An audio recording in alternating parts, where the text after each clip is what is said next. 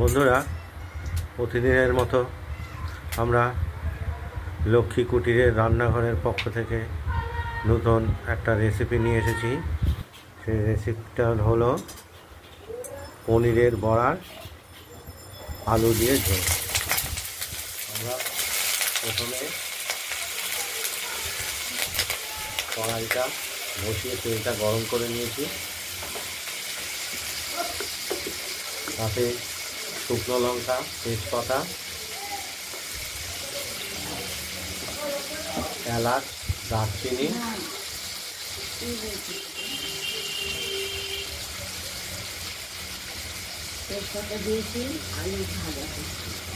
তেজপাতা দিয়ে আলু ভাজা হচ্ছে। হলুদ আর নুন দিলাম, কোনো রকম এলাচ দেওয়া হয়নি।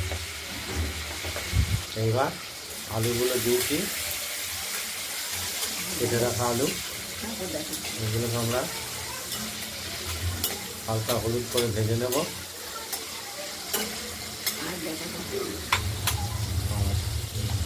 এখানে শিলে মশলাটা বেটে নিয়েছি।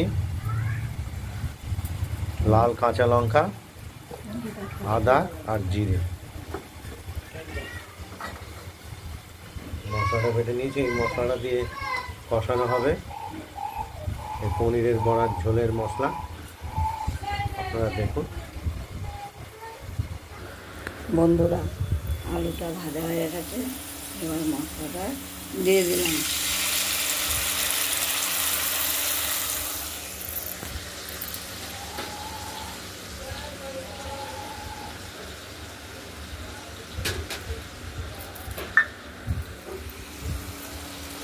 মশলাটা দিলাম, কষানো হবে,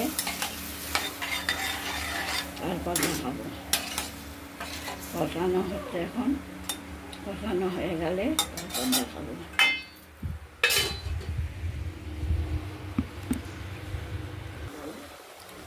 মশলাটা কষানো হচ্ছে এবং মিষ্টি ব্যবহার করলাম, সুগার ফ্রি। একটু কষিয়ে নেব, এখনো হয়নি, দেখতে থাকুন। আচ্ছা, পনিরের বড়া এগুলো বাইরে থেকে কিনে আনা মিষ্টির দোকান থেকে। মশলাটা কষানো হয়ে তেল বেরিয়ে গেছে, এবার জল দিয়ে দেবো।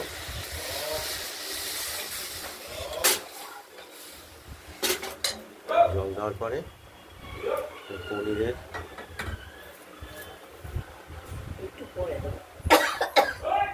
একটু ঝোলটা ফুটে উঠলেই আমরা এই পনিরের বড়াটা দিয়ে দেবো। ঝোলটা ফুটে উঠেছে, এবার আমরা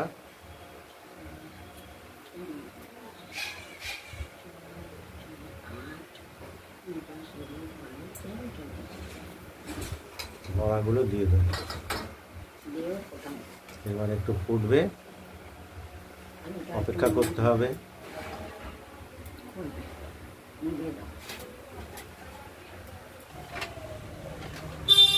পনিরের বড়ার ঝোল আমাদের রেডি, আপনারা দেখতে পাচ্ছেন। এটা এবার আমরা থালাতে নামিয়ে ফেলবো।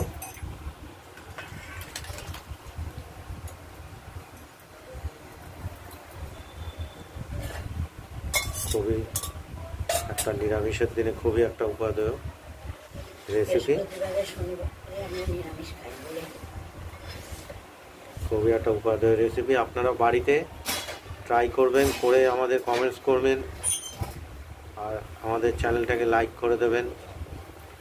আর নিত্য নতুন রান্নার আপডেট পেতে আমাদের এই লক্ষ্মী কুটিরের রান্নাঘরের চ্যানেলটাকে সাবস্ক্রাইব করে রাখবেন। আজ এই পর্যন্তই। সুস্থ থাকবেন, ভালো থাকবেন। এখানেই শেষ করছি। নমস্কার।